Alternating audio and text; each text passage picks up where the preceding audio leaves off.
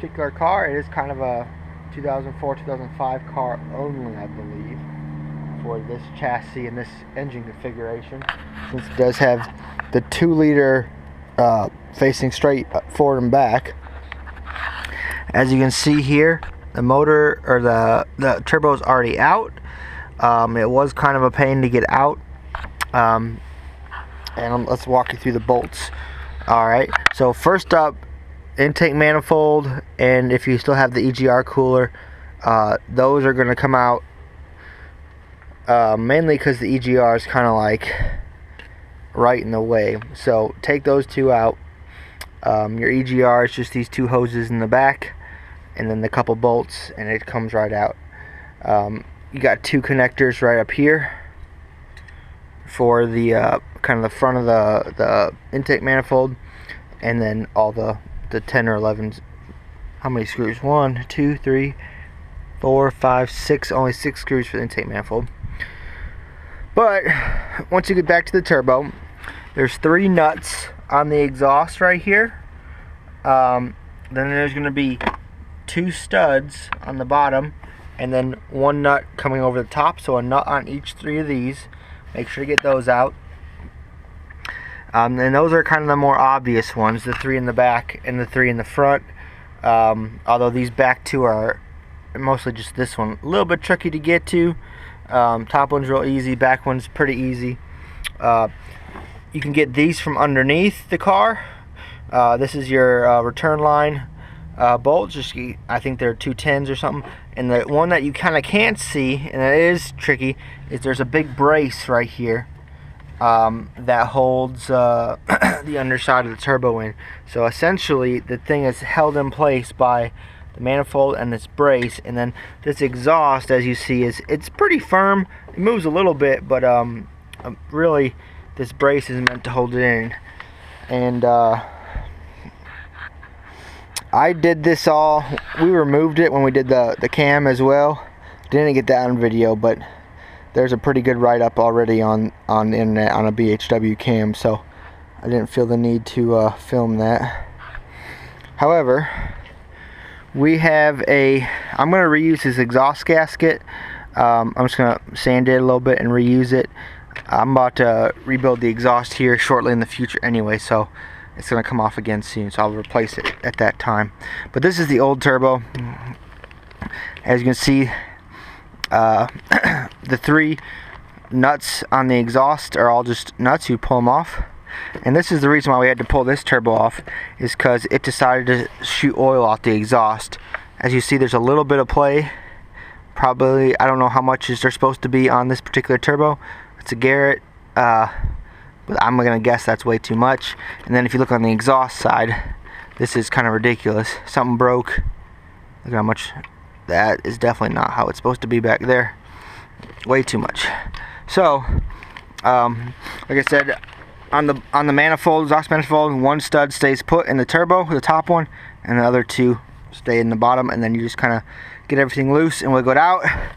Here is the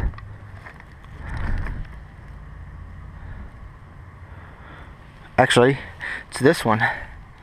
This one. Yeah, that has threading in the brace. Alright, so if this turbo sat roughly, how did it sit?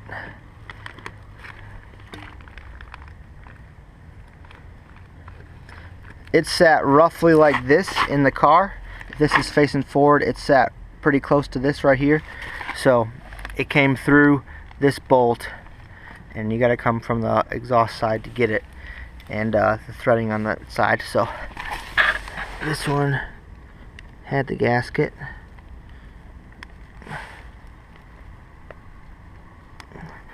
Yeah, I'm not even sure if this one's rebuildable, depending on what broke on the inside. But I went out and purchased a 1752. See how in the inside on the blade right there it says Xman. This is an Xman 1752. I ordered with stock, the OEM style, and right here with so I can reuse my clips and my OEM boost hose. Make sure you check this hose for cracks I did find some, see it right there, and since this is just air going through here, it is an expensive hose, like 250 to 275 ish, depending on where you get it from, but I'm going to replace it. And I also got some extra vacuum hose for when whatever I find that needs replaced. So this turbo, yeah, there's no play at all in this.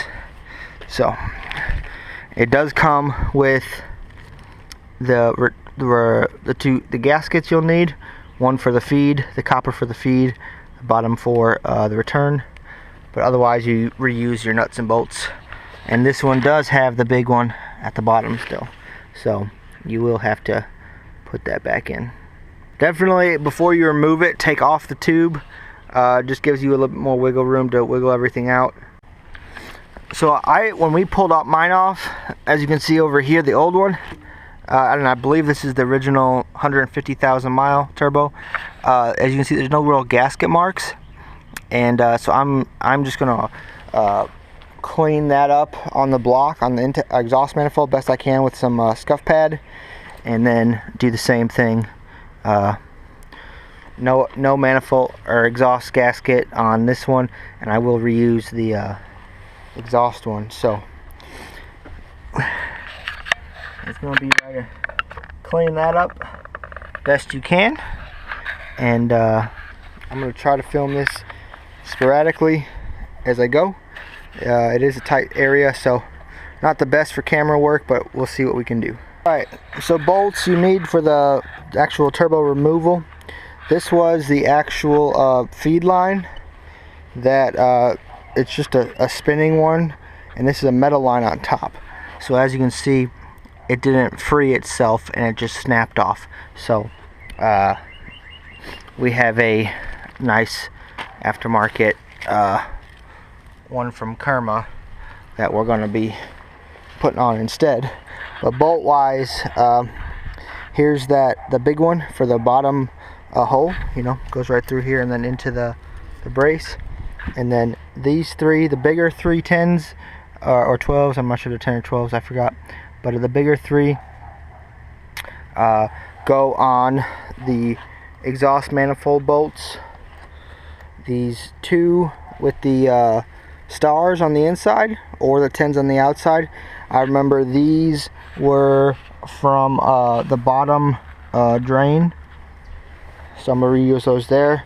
The 3 right here, one on the exhaust, the smooth ones, and then these 2 were in my turbo bolts bag, and I have to remember where those went. I'm not sure, maybe those went on the front or something. Oh yeah, forgot, I think those went on the front. But let's see. So yeah, that's really all the bolts you need. These are, I think, just 10s and 12s. Alright, so I'm going to, notice this is your, don't break this, this is your vacuum nipple for your vacuum hose. But I'm going to try to do my best to film this as I set this back in there. Alright, so I'm going to leave the red tabs covering these until I actually get them in, and then I'll pull them off. Just because you don't want random stuff getting in the oil for your turbo. The bottom one is going to be a little bit tricky to see. Once it's in the car, you'll have to get those from underneath. But actually I might take out the bottom one. So it goes roughly, oops, move the vacuum.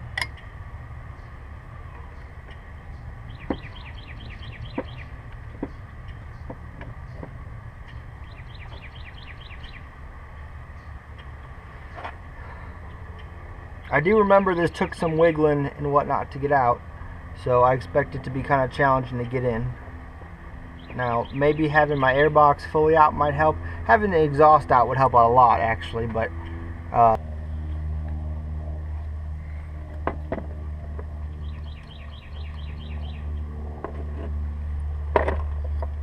see. It's going to go something like this. Alright, that's how it's going to sit in there, basically.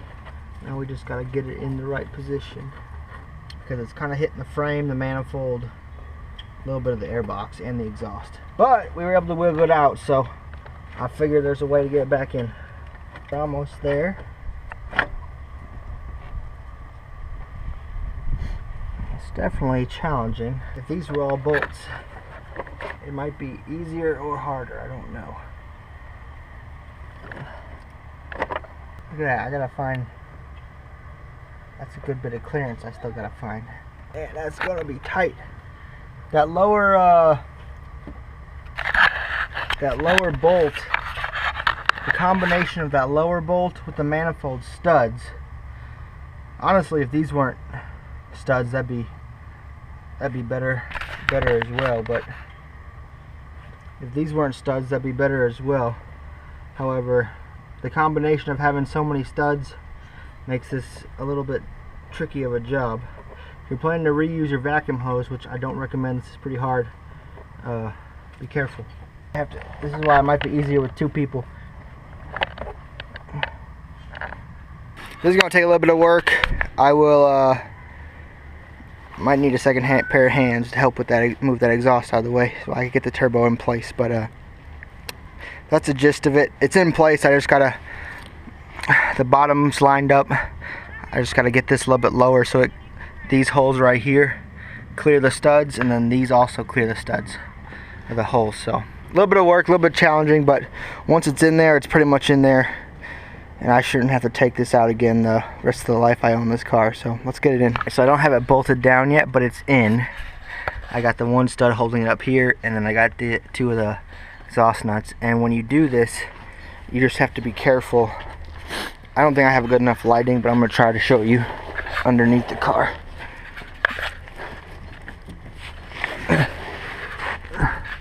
So I'm not sure if you can see, but there's the brace right here that goes right behind to this big, the bolt goes through there, coming from the back of the car. So see how tight that is. To get it out, we had one person, the wrench came from the top, and a spotter down here looking to make sure the wrench hit the mark. And then also, here's your drain feed. When you're putting it all back in, make sure that's lined up where it needs to go. Last thing you need to do is get this in and then realize you broke your drain feed hose, which hopefully I did not, but it is pretty dirty. So I got the exhaust bolts in, got this exhaust blocker plate on, and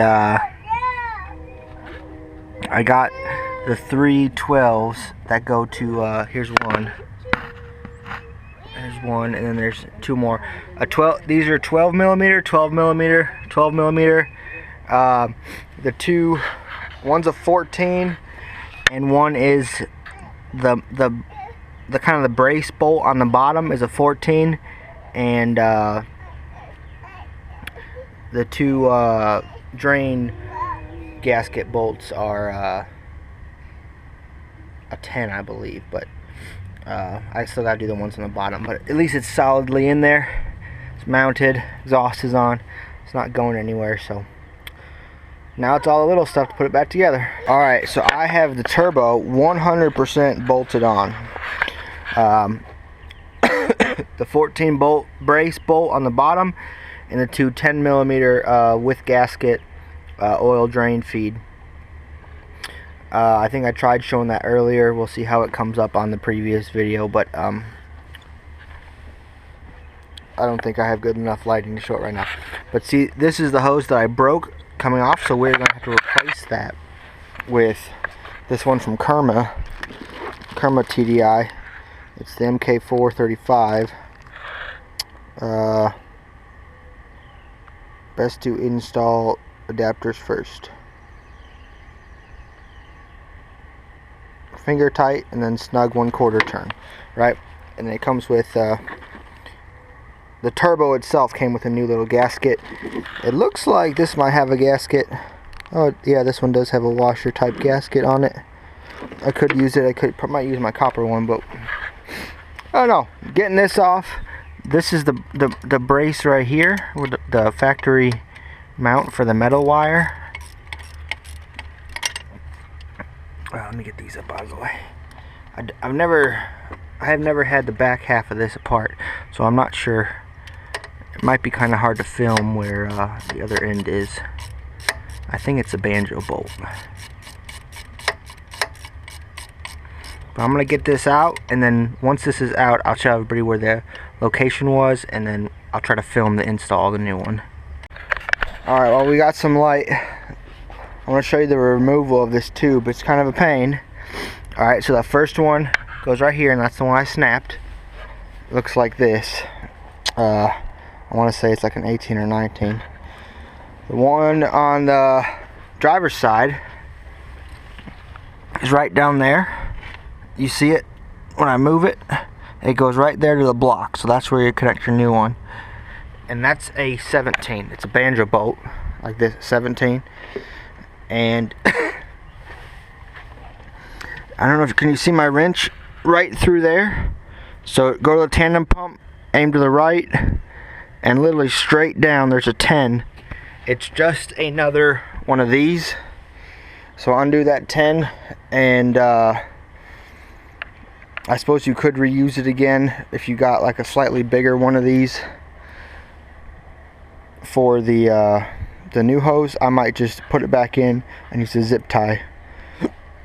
However, that's the proper spot to keep it out away from hitting stuff. So right side tandem pump, straight down. Hopefully you can see that chrome right there, and that's where it is. I'm gonna put a, see my extension?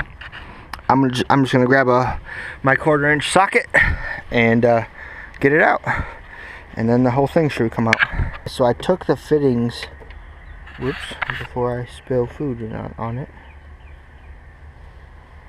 I took the fittings off, and I lost that correction on the inner one. It is 2, but on the inside one right down there, it's just a stud. I don't know if you can see it, probably not, but it's just a stud.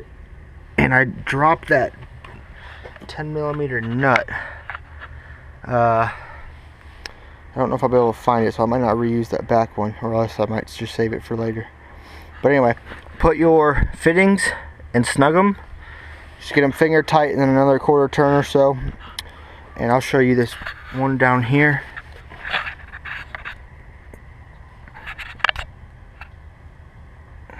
Get them on here before you put your hose on. Shoot, that's gonna be a little bit tricky. There's not an easy way to get your hand down here while trying to film it. Let me see if alright, so that is finger snug. And then we're gonna route our hose. I'm gonna get them both snug. And then after both ends are connected, I'll put my ends on wherever they go. This one will be easy. That back one, like I said, I might just zip tie it. We'll see. Alright guys, we are 100% done with this turbo swap. Everything else here is not turbo related whatsoever. You see, we got our fitting on there. Be careful that it doesn't touch the block. Obviously you'd probably have a hole pretty quick. Maybe it'd be better for this kit to have a like a 45 right there. But I think it'll be fine. It'll be close. It's not touching, but it's close. Maybe I'll put a piece of rubber hose or coolant line on the underside just to try to give me a barrier. Well, I can see light coming through the underside of it, so it should be fine. But anyway, I discovered if I ran it through the original position, it was way too long. So I ran it around back, and I have it zip tied to this top connector harness, and then it's in the original spot right here.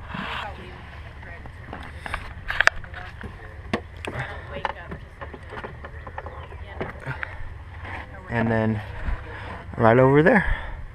Alright, so the rest of what I got here is not turbo install. It's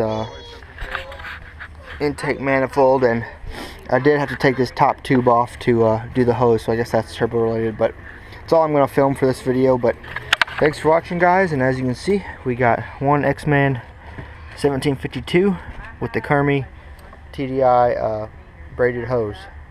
So I'm liking what I see, and this car should be running soon. Thanks for watching.